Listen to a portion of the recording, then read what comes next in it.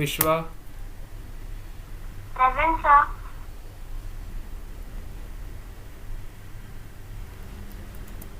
Priyanshi, Present, sir.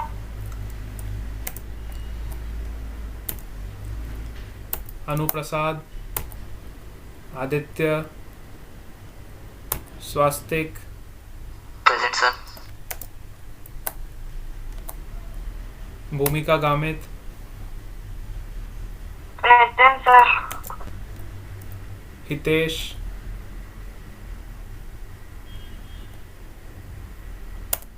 Hitesh is present.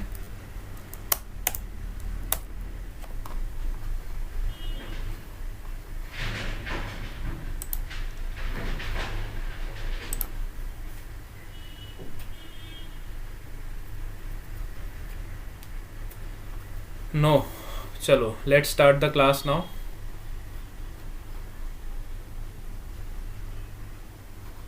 सो कल हम बेटा सेंटर ऑफ मास पे डिस्कशन कर रहे थे, राइट। सेंटर ऑफ मास को हमने काफ़ी डिटेल में पढ़ा था और मेरे ख्याल से आपको काफ़ी चीज़ें समझ आई होंगी सेंटर ऑफ मास से रिलेटेड, ठीक है।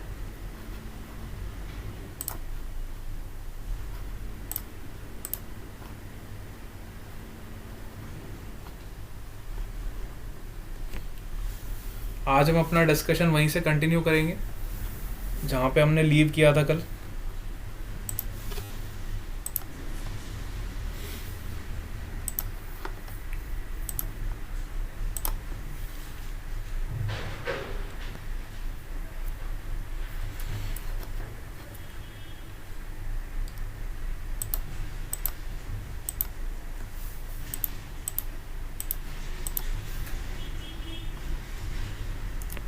Centre of mass,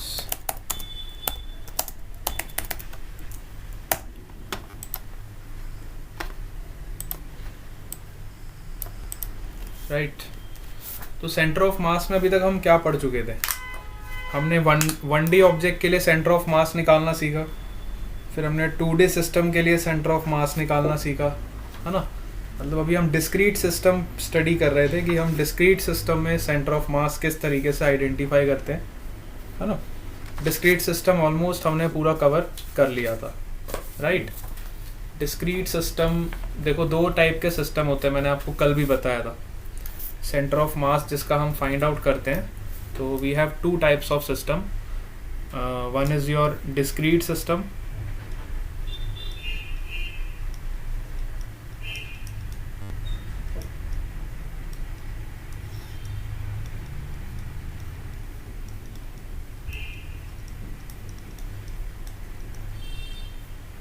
and another is your continuous system, ठीक है। डिस्क्रीट सिस्टम के अंदर हमने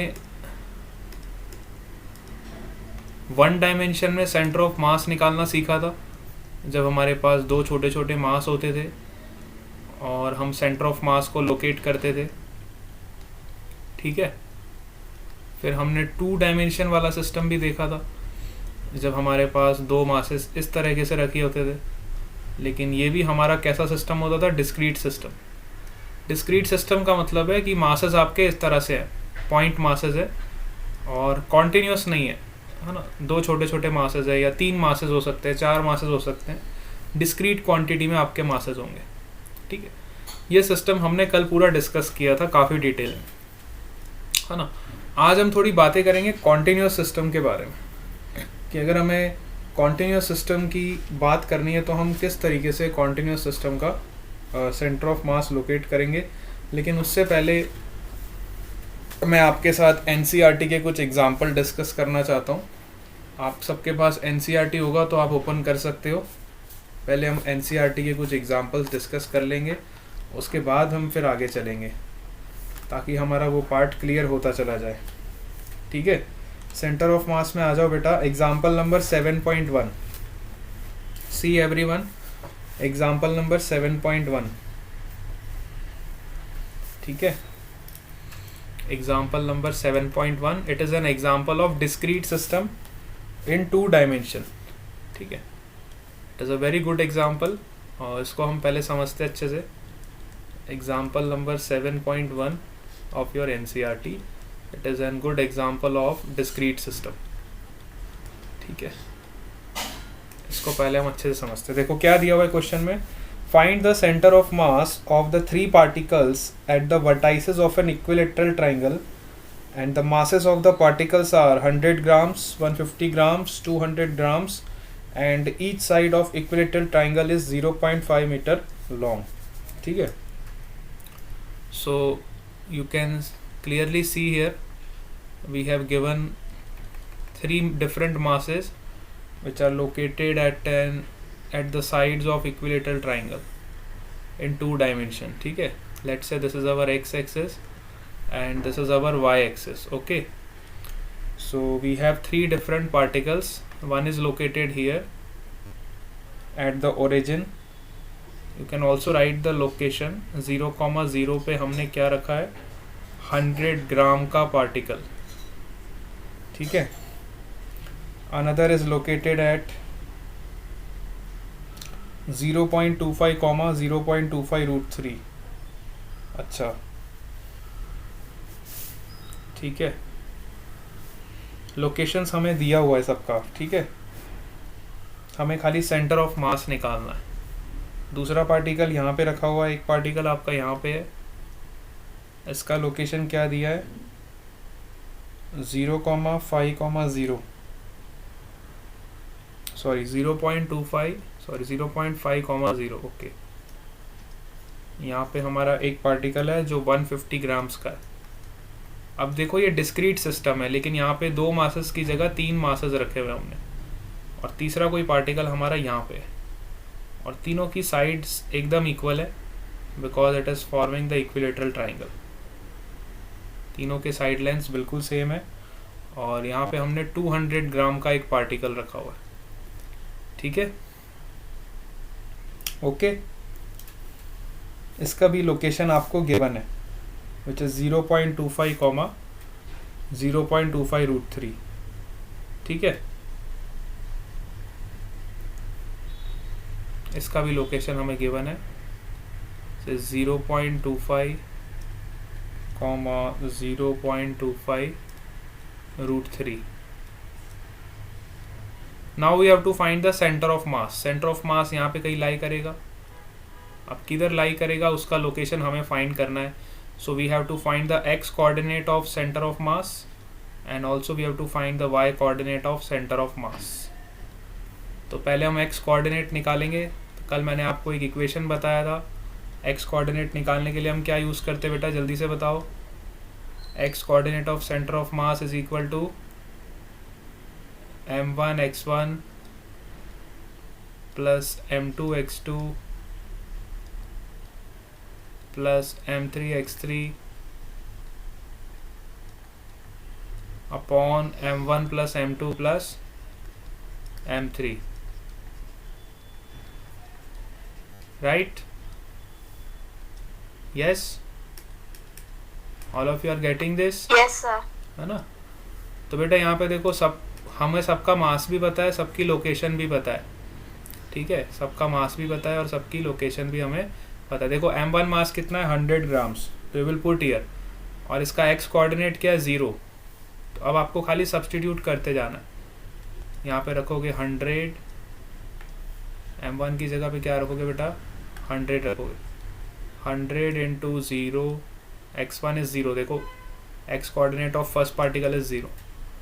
m2 का वैल्यू कितना है, देखो 150, so you will right here 150, x2 is 0.5, 150 into 0.5, m3 का वैल्यू कितना है, यस m3 का वैल्यू है 200, तो will put here 200, and x3 का वैल्यू कितना है, 0.25।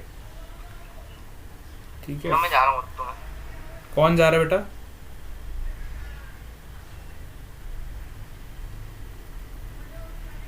यस कौन है ये, क्या नाम है बेटा, कौन है जा रहा है ये, सेंट्रॉइड फॉर्मूला भी बोलते हैं ना इसे। नहीं बेटा, सेंट्रॉइड का फॉर्मूला अलग होता है आपका। सेंट्रॉइड आपका ज्योमेट्री का सेंटर होता है ना, सेंट्रॉइड आपका ज्योमेट्री का सेंटर होता है, और सेंटर ऑफ मास आपका मास का सेंटर होता है ना, सेंटर ऑफ मास आपका मास का सेंटर होता है।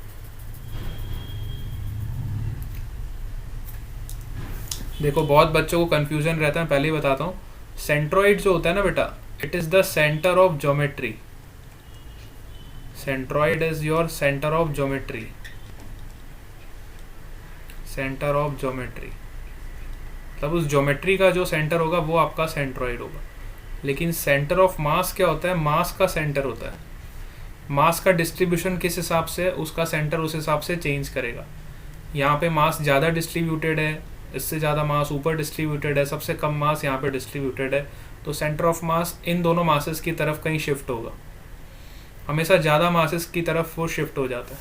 ठीक है, तो सेंटर ऑफ मास डिपेंड करता है मास के डिस्ट्रीब्यूशन के और मास की लोकेशन पे, उस तरफ आपका सेंटर ऑफ मास शिफ्ट होता है। लेकिन जो सेंट्रॉइड होता है वो ज्योमेट्री पे डिपेंड करता है ना। क्लियर है? सेंट्रॉइड अलग चीज़ है, सेंटर ऑफ मास अलग चीज़ है। ये दोनों कोइंसाइड कर सकते हैं, लेकिन ऐसा ज़रूरी नहीं है हर बार कोइंसाइड करें। इट मे बी कोइंसाइड, ठीक है, कोइंसाइड कर सकते हैं, बट हर बार कोइंसाइड करें ऐसा ज़रूरी नहीं है। So you will put here the value of m1 m2 m3, तो आपको यहाँ से x कोऑर्डिनेट मिल जाएगा सेंटर ऑफ मास का। Similarly you can calculate y coordinate. y coordinate कैसे निकालोगे बेटा, m1 y1 plus m2 y2 plus m3 y3 upon m1 plus m2 plus m3। ठीक है, यहाँ से हमें y कोऑर्डिनेट भी पता चल जाएगा, m1 y1 plus m2 y2। अब ये आप मेरे ख्याल से निकाल लोगे, खाली you have to substitute the values and then calculate the answer. ठीक है, समझ आ गया आपको? इस तरह से हम x और y कोऑर्डिनेट सेंटर ऑफ मास के निकाल लें। ठीक है, अब देखो example number 7.2, it is the example of continuous system. वहाँ पे आपको देखो एक ट्राइंगल दिया हुआ है ना, कॉन्टिन्यूअस सिस्टम आपको दिया हुआ है ना, कॉन्टिन्यूअस सिस्टम आपको दिया हुआ है और वो भी ट्राइंगल शेप का दिया हुआ है। तो कॉन्टिन्यूअस सिस्टम जब आपका होगा, ये हमारा डिस्क्रीट सिस्टम था, है ना। डिस्क्रीट सिस्टम मतलब यहाँ पे देखो मासेस आपके अलग अलग तरीके से डिस्ट्रीब्यूटेड थे, एक मास यहाँ पे रखा था, एक मास यहाँ पे रखा था, एक मास यहाँ पे रखा था। अब एग्जाम्पल नंबर 7.2 देखो आप, एग्जाम्पल नंबर 7.2 जो है, it is the example of continuous system. देखो, and in continuous system the geometry is uniform. Example number 7.2 of NCERT, एक ट्रायंगुलर लैमिना आपको दिया हुआ है। ट्रायंगुलर लैमिना का मतलब होता है कि इसके अंदर सारा मास का डिस्ट्रीब्यूशन है, जितना भी मास का डिस्ट्रीब्यूशन है इस एरिया के अंदर है सारा का सारा। तो you can see here the mass is uniformly distributed. पहले वाले केस में हमने मास एंड्स पे रखे हुए थे, ट्राइंगल के एंड पॉइंट्स पे रखे हुए थे। अभी जो हमारा मास का डिस्ट्रीब्यूशन है वो इस एरिया के अंदर है। So you can see that the mass is distributed uniformly, the mass is distributed uniformly, और you can say homogeneous distribution, homogeneous distribution. If homogeneous distribution of mass is there, then center of mass will always coincide with the geometric center, or you can say centroid. अब triangle का centroid कहाँ पे लाई करता है, जहाँ पे तीनों medians का इंटरसेक्शन होता है। ये पहला मीडियन, ये दूसरा मीडियन और ये तीसरा मीडियन, तीनों मीडियंस का जहाँ पे इंटरसेक्शन होता है वहाँ पे उसका सेंट्रॉइड लाई करता है। ठीक है, तो for uniform distribution system the centre of mass coincides with centroid of the triangle. ठीक है, बात समझ आ रही बेटा? Center of mass coincides with centroid.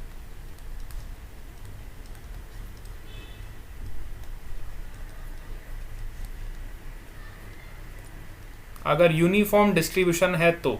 अब यूनिफॉर्म डिस्ट्रीब्यूशन का आप एक और एग्जांपल ले सकते हो, जैसे कि सपोज करो मैंने आपको सर्कल दिया, ठीक है, सपोज करो मैंने आपको ऐसा सर्कल दे दिया और बोला गया कि इसका सेंटर ऑफ मास निकालो, और आपका सारा मास यूनिफॉर्मली डिस्ट्रीब्यूटेड है इन दिस सर्कल।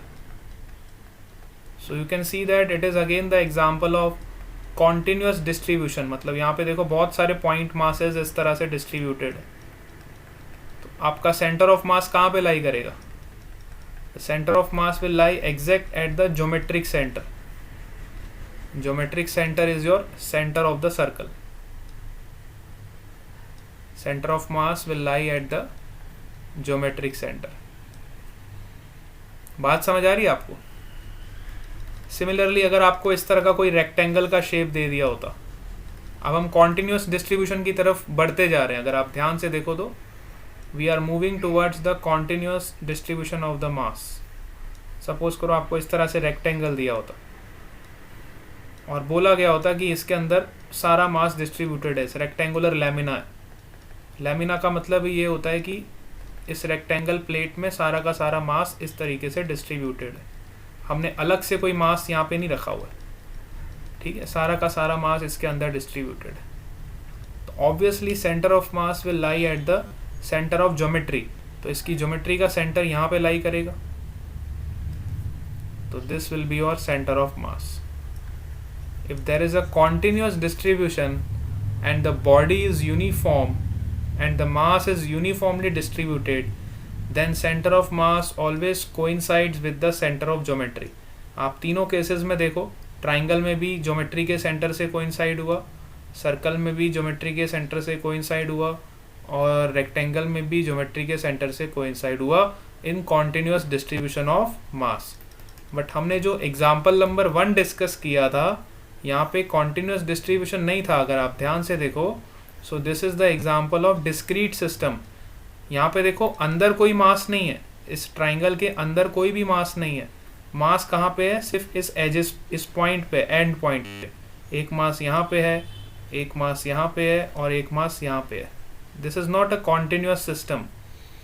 हैंस इस केस में आपका सेंट्रॉइड अलग होगा और सेंटर ऑफ मास अलग होगा। In this case, your centroid will be different. It will be the center of geometry, and center of mass will be different. It is the center of distribution of these all three masses. Getting my point or not? Yes, all of you are getting this. This is very important concept regarding discrete system and continuous system. बेटा आप लोगों को बात समझ आ रही है? Yes? Yes, sir. है ना? अब आ जाओ एग्जाम्पल नंबर 7.3। सी एग्जाम्पल नंबर 7.3 पे आओ सब लोग। Example number 7.3 NCERT example number 7.3। अब यहाँ पे देखो हमें इस तरह की कुछ ज्योमेट्री दी हुई है, बड़े ध्यान से देखो। यहाँ पे हमें इस तरह की ज्योमेट्री दी हुई है, कुछ इस तरीके से आपका लैमिना फॉर्म हुआ है, ठीक है।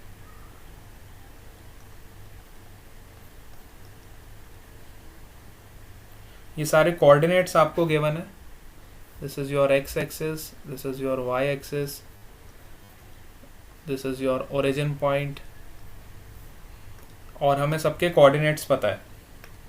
दिस इज 2,0, 2,1,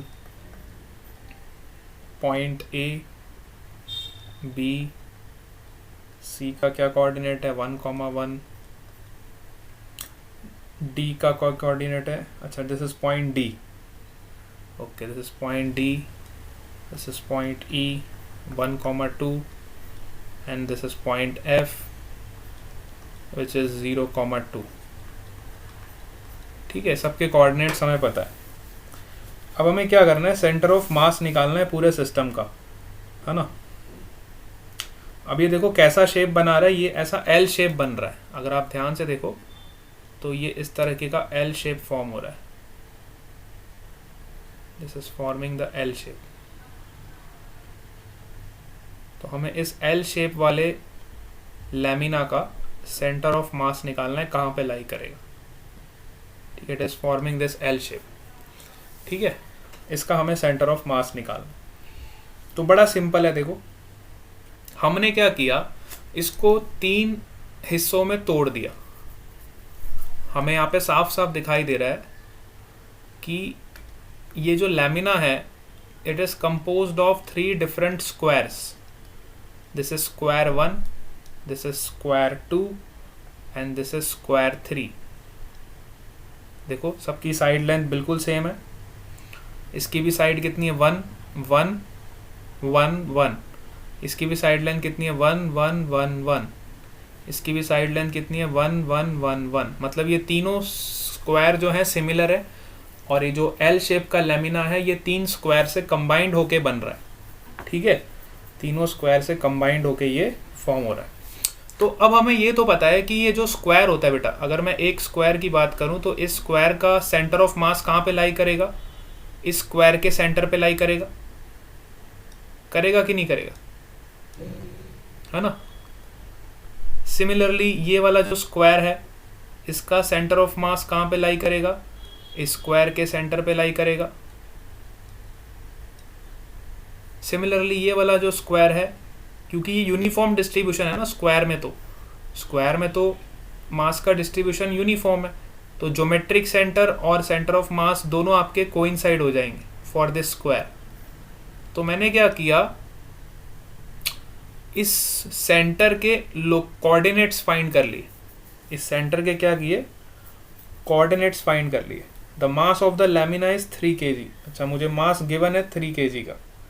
ठीक है, पूरे लैमिना का मास 3 किलो है, तो एक स्क्वायर का मास कितना होगा 1 किलो, दूसरे स्क्वायर का मास कितना होगा 1 किलो, और तीसरे स्क्वायर का मास भी कितना होगा 1 किलो, क्योंकि पूरे लैमिना का मास कितना है 3 किलो, ऐसा क्वेश्चन में दिया हुआ है। ठीक है, तो हमने क्या किया, इसको सबसे पहले तो एल शेप को हमने स्क्वायर्स में ब्रेकअप किया। ब्रेकअप इसलिए किया ताकि हमें इस पर्टिकुलर स्क्वायर का सेंटर ऑफ मास पता चल जाए। अब हमने इस कॉन्टिन्यूस डिस्ट्रीब्यूशन को डिस्क्रीट सिस्टम में कन्वर्ट किया, है ना। कैसे कन्वर्ट किया, देखो इधर। अभी ये हमारा कॉन्टिन्यूस सिस्टम है, ठीक है, बड़े ध्यान से देखना, अभी काफ़ी बढ़िया एग्जाम्पल। ये हमारा जो डिस्ट्रीब्यूशन है कैसा है, अभी कॉन्टिन्यूस है ना। ये डिस्ट्रीब्यूशन कैसा है, ये डिस्ट्रीब्यूशन मेरा अभी कॉन्टिन्यूस है। मेरा सारा का सारा मास जो है वो इसके अंदर डिस्ट्रीब्यूटेड है। इस एल शेप के लैमिना में मेरा सारा का सारा मास अभी क्या है, डिस्ट्रीब्यूटेड है ना। इस एल शेप के लैमिना में सारा का सारा मास मेरा डिस्ट्रीब्यूटेड। अब मैंने क्या किया, जैसे मुझे पता चला कि ये स्क्वायर का सेंटर ऑफ मास इसके सेंटर पे लाई करेगा, तो मैंने इसके कोऑर्डिनेट्स फाइंड कर लिए, है ना।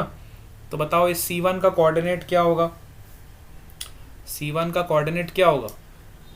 देखो यहाँ से ये डिस्टेंस कितना है 1 1 प्लस 1/2, तो ये इसका y कोऑर्डिनेट मिल जाएगा। सिमिलरली इसका x कोऑर्डिनेट क्या हो जाएगा 1/2। ठीक है, तो C1 का कोऑर्डिनेट मैं यहाँ पे लिखूँगा, C1 का x कोऑर्डिनेट है 1/2। देखो ये हाफ लेंथ है ना यहाँ से यहाँ तक, और y कोऑर्डिनेट इसका यहाँ से लेके यहाँ तक होगा। यहाँ से लेके यहाँ तक कितना डिस्टेंस होगा, ये साइड लेंथ 1 है, 1 प्लस 1/2 कितना हो जाएगा, और यू विल गेट 3/2। तो मुझे C1 का कोऑर्डिनेट पता चल गया। सिमिलरली मैं C2 का कोऑर्डिनेट निकालूंगा, तो ये कितना होगा 1/2, 1/2। तो C2 का कोऑर्डिनेट हो जाएगा, C2 का कोऑर्डिनेट हो जाएगा 1/2, 1/2। सिमिलरली C3 का कोऑर्डिनेट मैं निकालूंगा यहाँ पे। C3 का कोऑर्डिनेट कितना होगा, देखो 1 प्लस 1/2 मीन्स 3/2, x एक्सिस पे 3/2 और y एक्सिस पे 1/2, y एक्सिस पे हो जाएगा 1/2। ठीक है, तो now I can assume that कि ये जो 1 किलो का मास है वो सारा का सारा कहाँ पे है, सेंटर ऑफ मास पे, है ना। मैं ऐसा अज्यूम करूँगा कि ये जो 1 kg का जो स्क्वायर है इसका जो पूरा का पूरा मास है वो इस सेंटर ऑफ मास पे कंसंट्रेटेड है। सो यहाँ पे कितना मास रख दिया मैंने 1 किलो का। सिमिलरली यहाँ पे कितना मास रख दिया मैंने 1 किलो का। सिमिलरली यहाँ पे भी कितना मास रख दिया मैंने 1 किलो का। तो टोटल मेरा 3 kg हो गया और मुझे सबके कोऑर्डिनेट्स भी पता चल गए। Now I can apply the equation of discrete system to find the centre of mass. Centre of mass की लोकेशन फाइंड करने के लिए now my continuous system is converted into discrete system. Continuous system is converted into discrete system, and for discrete system you already know the equation. The x coordinate of center of mass is equal to m1 x1 plus m2 x2 plus m3 x3 upon m1 plus m2 plus m3. So we will substitute the value here. m1 कितना है 1 kilo, सभी masses 1 kg के हैं। x1 कितना है देखो 1/2, so we'll write here 1 into 1/2 plus m2 is again 1 kg, x2 is what 1/2, again you will write 1/2 plus m3 is again 1 kg, x3 is what 3/2, you will write here 3/2 upon m1 plus m2 plus m3 will be 3 kg। ठीक है। Similarly हम y coordinate निकालेंगे, तो y coordinate क्या हो जाएगा centre of मास का, जल्दी से देखोगे। Same equation you will apply m1 y1। अब मैं डायरेक्ट अप्लाई कर रहा हूँ। m1 का वैल्यू 1 kg, y1 कितना है बेटा 3/2, m1 y1 plus m2 y2, m2 कितना है 1 kg, y2 कोऑर्डिनेट क्या है इसका 1/2 plus m3 y3, m3 is again 1 kg, y3 is what 1/2 upon m1 plus m2 plus m3 which is 3 kg. Getting it? So यहाँ से हमें x coordinate और y coordinate दोनों पता चल जाएंगे। यस बेटा, समझ आया सबको?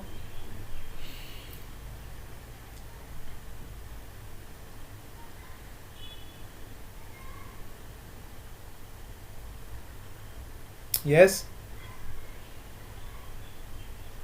Yes, sir. है ना। अब अगर हम बड़े ध्यान से ऑब्जर्व करें तो जब हमने इसका आंसर निकाला तो हमें क्या मिला 5/6 और 5/6। ठीक है, y कोऑर्डिनेट भी कितना मिला आपको 5/6 और x कोऑर्डिनेट भी कितना मिला आपको 5/6। इसका मतलब क्या हुआ? इसका मतलब ये हुआ कि हमारा सेंटर ऑफ मास यहाँ पे एक लाइन पे लाई कर रहा है। 5/6 कोऑर्डिनेट आप जब प्लॉट करोगे so the coordinate will be on this line. अगर मैं एक स्ट्रेट लाइन यहाँ से पास करूँ तो 5/6 5/6 इधर कहीं लाई करेगा, मतलब 1/1 से कम थोड़ा नीचे यहाँ पे कहीं।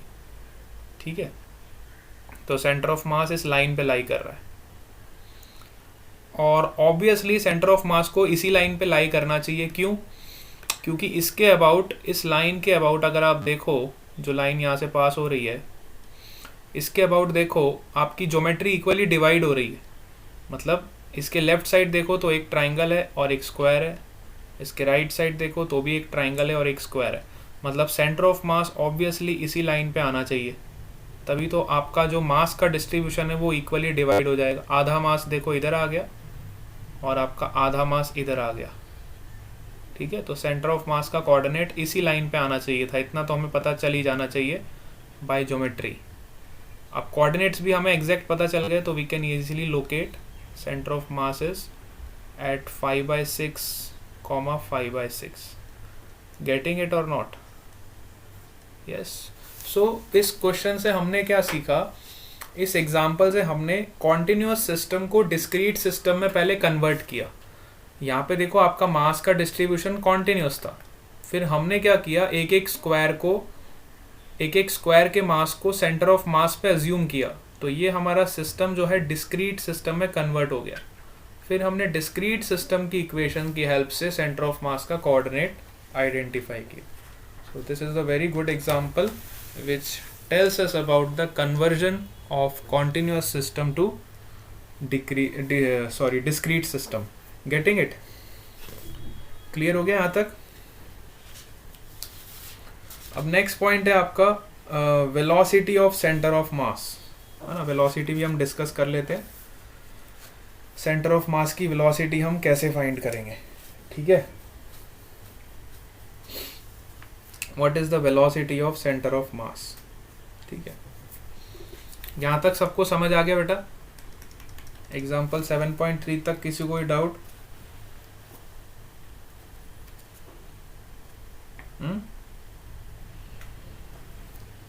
सर, हाँ बेटा।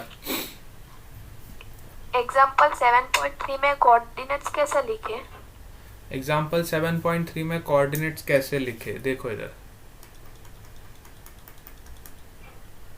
कोऑर्डिनेट्स कैसे लिखे बेटा, इधर देखो। वेरी गुड, अच्छा वहाँ पूछ लिया करो बेटा ऐसा। देखो ये स्क्वायर की साइड लेंथ कितनी है, ये टोटल लेंथ कितना है, 2 मीटर। टोटल कितना है, 2 मीटर। इसका आधा कितना होगा, 1। यहाँ का कोऑर्डिनेट क्या होगा, 1,0, ठीक है। इसका आधा कितना होगा, ये वाली साइड लेंथ का आधा कितना होगा, 1/2 होगा कि नहीं होगा? Yes sir. तो इसका सेंटर ऑफ मास का जो x कोऑर्डिनेट होगा C2 का, ये कितना होगा, 1/2।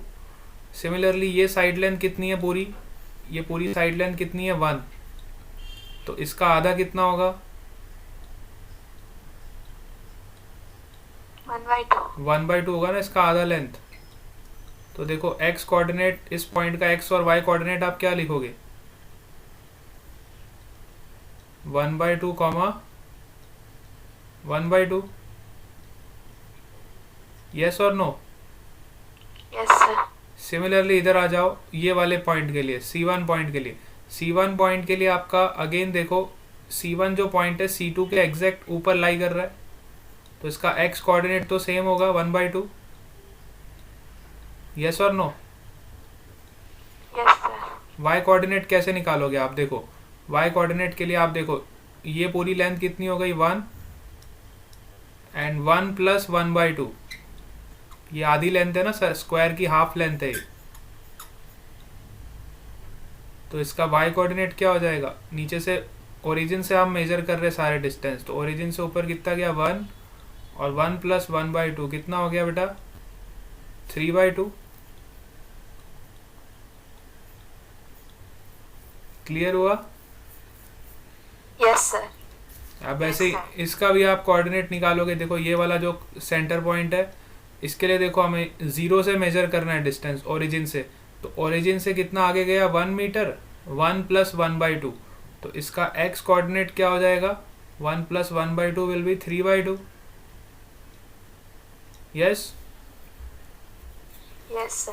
और इसका y कोऑर्डिनेट क्या होगा, देखो स्क्वायर का half length which is 1/2। This distance is 1/2 ना, हाफ, पूरा लेंथ 1 है, तो आधा कितना होगा, हाफ। तो 3/2, 1/2। Getting it? 3/2, 1/2 ये किसका हो जाएगा, थर्ड वाले पॉइंट का कोऑर्डिनेट। तो इस तरह से हम कोऑर्डिनेट्स फाइंड करेंगे। अभी किसी को कोई डाउट है तो बताओ इसमें। यस बेटा, कोऑर्डिनेट्स निकालने में कोई दिक्कत? No sir. No sir. है ना। कोऑर्डिनेट्स तो हम हमेशा देखो डिस्टेंस कहाँ से मेजर कर रहे हैं, रेफरेंस पॉइंट से। और रेफरेंस पॉइंट क्या है हमारा, ओरिजिन। ओरिजिन से हमने सारे डिस्टेंस मेजर करने हैं। ओरिजिन से सारे डिस्टेंस आप मेजर करोगे हमेशा, है ना। और ऐसा नहीं कि हम ओरिजिन हमेशा उसी को मानेंगे, हम ओरिजिन अपना चेंज भी कर सकते हैं। अगर आप चाहो तो आप अपना ओरिजिन पॉइंट चेंज करके भी इस क्वेश्चन को सॉल्व कर सकते हो, तो भी आपके आंसर में कोई वो वेरिएशन नहीं आएगा इतना। मतलब सेंटर ऑफ मास आपका उसी पॉइंट पे लाई करेगा। देखो मैं आपको इसको एक और तरीके से सॉल्व करके बताता हूँ, तो शायद आपको पता चलेगा कि इसमें क्या वेरिएशन हम कर सकते हैं। सेम क्वेश्चन को हम ओरिजिन शिफ्ट करके सॉल्व करेंगे, चलो ठीक है। let us try to do this problem with different method. ठीक है, सेम क्वेश्चन कंसिडर कर रहा हूँ मैं फिर से, ध्यान से देखना, ठीक है। मैं डायग्राम फिर से एक बार बना लेता हूँ।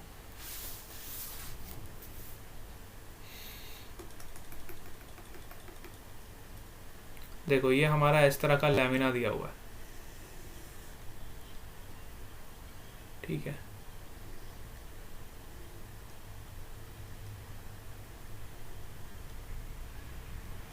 ये एक स्क्वायर बन रहा है, दूसरा स्क्वायर बन रहा है, तीसरा स्क्वायर बन, ठीक है। सबकी साइड लाइन बिल्कुल सेम है। अभी हम ओरिजिन कहाँ पे मानते थे? यहाँ पे मानते थे, right? Yes or no? This is 2, 0, this is 0, 2, this is 1, 1,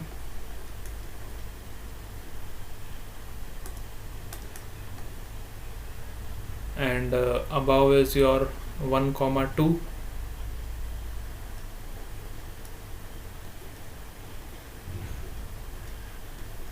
this is your 2, 1, ठीक है। इस तरह से आपको ये कोऑर्डिनेट्स पता है, चलो ठीक है। अभी मैं ओरिजिन किसको मानता था बेटा? ये वाले पॉइंट को मानता था, राइट और no?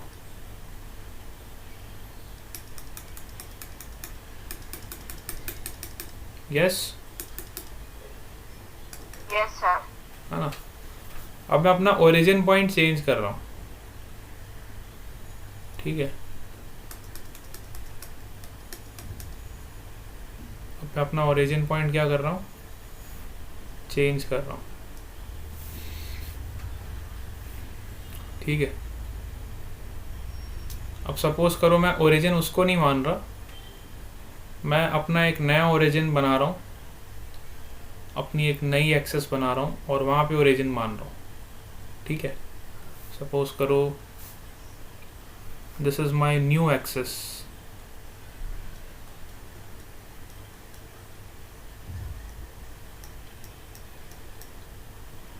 x dash and y dash,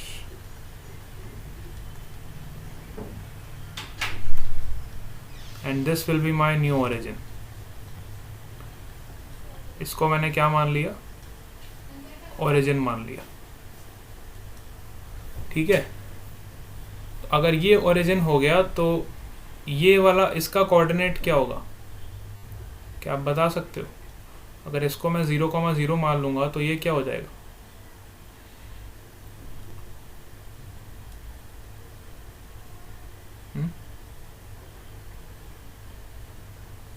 इसको मैं अगर 0, 0 मान लूंगा तो ये कोऑर्डिनेट और ये कोऑर्डिनेट में चेंज आ जाएगा ना बेटा? Yes or no?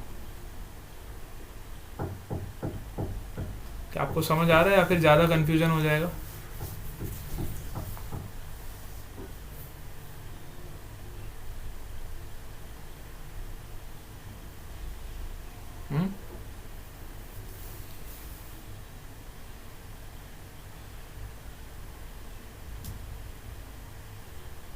Yes? Not getting? नहीं समझ आ? चलो छोड़ो इसको, फिर आप इसी एक्सेस को मान के अभी चलो, ठीक है। ये कंफ्यूजन अभी हम क्रिएट ही नहीं करेंगे, बाद में मुझे कभी लगेगा ना तो मैं आपको इसको दूसरे तरीके से एक्सप्लेन कर दूंगा। चलो ठीक है, अभी आप इसका झंझट हटा दो, सिंपल तरीके से चलो ताकि हमें कोई भी तरह का कंफ्यूजन क्रिएट ना हो, ठीक है बेटा। चलो इस तरह का एक और एग्जांपल आपको देता हूँ और हम इसको इसी तरीके से सॉल्व करेंगे। जैसे कि सपोज करो मुझे इस तरह का लैमिना दिया हुआ है,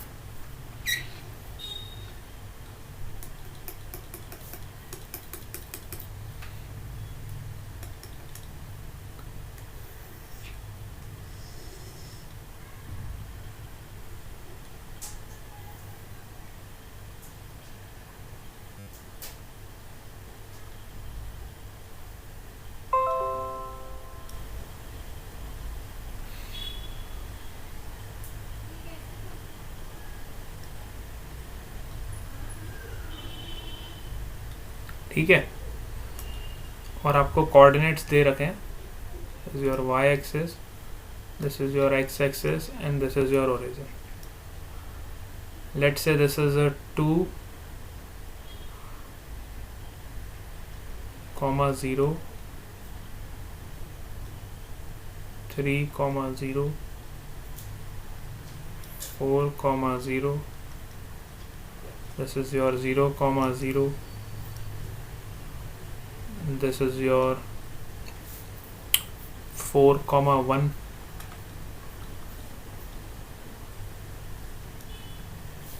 Three, 1.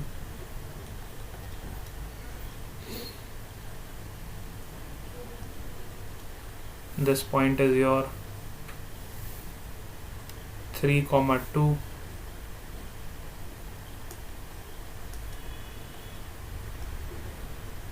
This point is your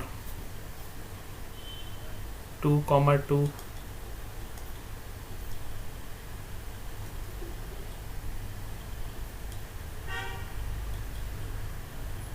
Two, 3, 0, 3. ठीक है, we have to find the center of mass for this lamina. ठीक है, we have to find the center of mass for this lamina. ठीक है, आप चाहो तो ये लाइन इरेज कर सकते हो,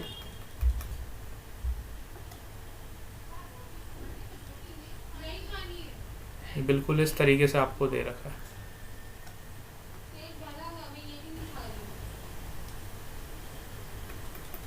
चाहो तो आप ये वाली लाइन भी इरेज कर सकते हो, मतलब आपको इस तरीके का कुछ लैमिना दिया हुआ है। ठीक है,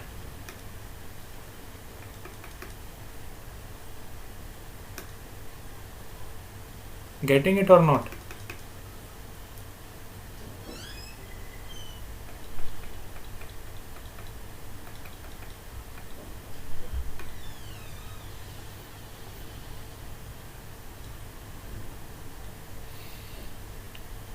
हाँ, कनेक्ट करना चाहो तो डॉटेड लाइन से you can connect it with dotted line, there is no issue. इसका हमें सेंटर ऑफ मास निकालना है, कहाँ पे लाई करेगा, है ना। इसका हमें सेंटर ऑफ मास निकालना है कि इसका सेंटर ऑफ मास कहाँ पे लाई करेगा। तो क्या आप निकाल सकते हो इसका सेंटर ऑफ मास? कैसे निकालेंगे?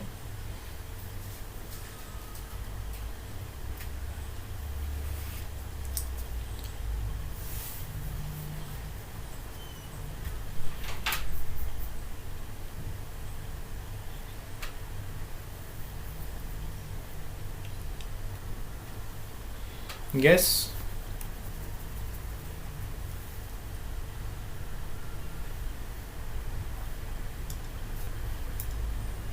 देखो, इसको भी मैं आपको प्रीवियस क्वेश्चन की तरह करवाऊंगा।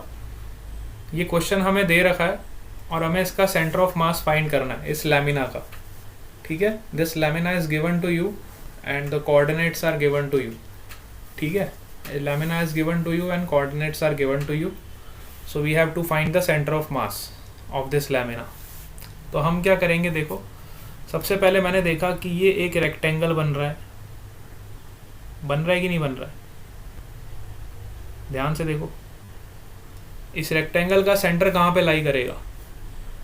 यहाँ से हाफ डिस्टेंस, मतलब ये पूरी साइड लाइन 2 दी हुई है, तो इसका आधा कितना होगा 1, तो इसका सेंटर कोऑर्डिनेट क्या मिलेगा 1, कॉमा, और यहाँ से y एक्सिस पे देखोगे डिस्टेंस कितना है 3, तो 3 का हाफ कितना होगा 1.5। ठीक है, सो इस रेक्टेंगल का सेंटर पॉइंट इधर लाई करेगा 1,1.5 है। अब दूसरे रेक्टेंगल का देखते हैं कहाँ पे लाई करेगा। ये एक और रेक्टेंगल फॉर्म हो रहा है, ध्यान से देखो, इस रेक्टेंगल का सेंटर कहाँ पे लाई करेगा। देखो ये पूरी साइड लाइन कितनी है 2, तो 2 का आधा कितना हो गया 1, और ये साइड लाइन कितनी है 1, तो 1 का आधा कितना हो गया 0.5। So we will get 0.5, 1, the coordinates of center point 2. अब ये देखो, ये एक स्क्वायर फॉर्म कर रहा है, सब साइड लाइन्स आपकी सेम है, देखो 1 1 1 1. तो इसका सेंटर पॉइंट कहाँ पे लाई करेगा देखो. अच्छा, ये आपको मेजर यहाँ से करना पड़ेगा, लेकिन सॉरी, मेजर आप हमेशा ओरिजिन से करोगे. तो सेंटर पॉइंट 2 का कोऑर्डिनेट क्या हो जाएगा, 2 + 0.5 means you will write 2.5. Okay, we always measure the distance from this origin. So 2 + 2 तो यहाँ तक होगा ही डिस्टेंस. इसके बाद कितना हमें आगे जाना पड़ेगा, हाफ. तो मुझे सेंटर कितना मिल जाएगा, 2.5 मिल जाएगा. बात समझ आ रही है आपको, गेटिंग इट. इसका सेंटर पॉइंट कितना हो जाएगा, 2.5, 1. देखो 2 तो यहाँ से यहाँ तक का डिस्टेंस है ही, और आधा डिस्टेंस आप और आगे जाओगे तो इस सेंटर पॉइंट पे पहुँच जाओगे. सिमिलरली y एक्सिस पे जाना है, तो y एक्सिस पे देखो इसका सेंटर पॉइंट 1 पे लाई करेगा, क्योंकि इसकी टोटल लेंथ कितनी है, 2 के बराबर. अब आ जाओ थर्ड वाले के सेंटर की बात करें. तो थर्ड वाले के देखो, हमें 3 तक तो आगे जाना ही पड़ेगा, और 3 के बाद कितना आगे जाएंगे, 0.5. तो इसका x कोऑर्डिनेट क्या हो जाएगा, 3.5, और y कोऑर्डिनेट क्या हो जाएगा, 1 का आधा मतलब 0.5. ठीक है, ये साइड लेंथ 1 दी हुई है ना, 1 का आधा कितना हो जाएगा, 0.5. क्लियर हुआ सबको? Yes sir. अब सपोज करो ये वाले रेक्टेंगल का मास आपको दिया हुआ है 2 kg, इसका दिया हुआ है 1.5 kg, और इसका दिया हुआ है 0.5 kg. तो अब हम क्या करेंगे कि ये सभी मासेस को इसके सेंटर पे लोकेट कर देंगे, तो ये हमारा कॉन्टिन्यूस सिस्टम डिस्क्रीट सिस्टम में कन्वर्ट हो जाएगा. अब हमने क्या किया, ये सभी मासेस को सेंटर पॉइंट पे लोकेट कर दिया इस तरह से. तो ये 2 kg मास आपका कहाँ पे लाई करेगा, देखो बड़े ध्यान से, 1, 1.5 पे आपका लाई करेगा 2 kg. ठीक है, फिर 2.5, 1 पे आपका लाई करेगा 1.5 kg, है ना. और थर्ड जो पॉइंट है आपका 3.5, 0.5 मतलब यहाँ पे कहीं लाई करेगा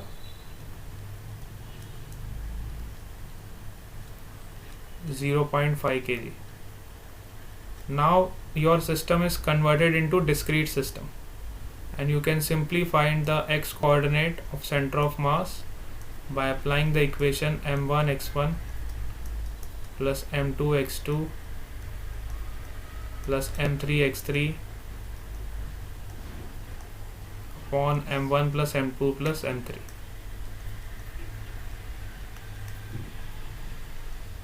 सिमिलरली y कोऑर्डिनेट, यहाँ पे x1 y1 का वैल्यू सब आपको पता है. देखो, this is your x1, this is your y1, this is your x2, this is your y2, this is your x3 and this is your y3.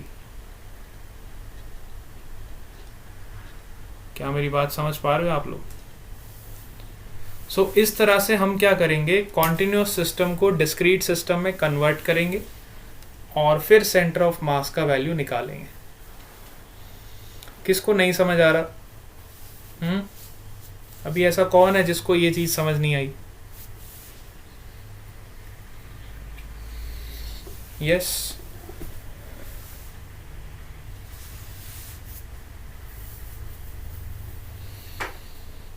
सबको समझ आ गया?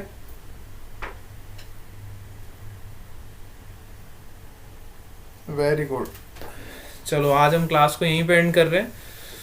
कल मैं आपको velocity of centre of mass निकालना सिखाऊंगा. ठीक है, कल की क्लास में. वैसे तो मैंने आज ही पढ़ाना था आपको, लेकिन कोई बात नहीं, अब कल हम वेलोसिटी और उसके आगे कंसेप्ट देखेंगे. ठीक है, चलो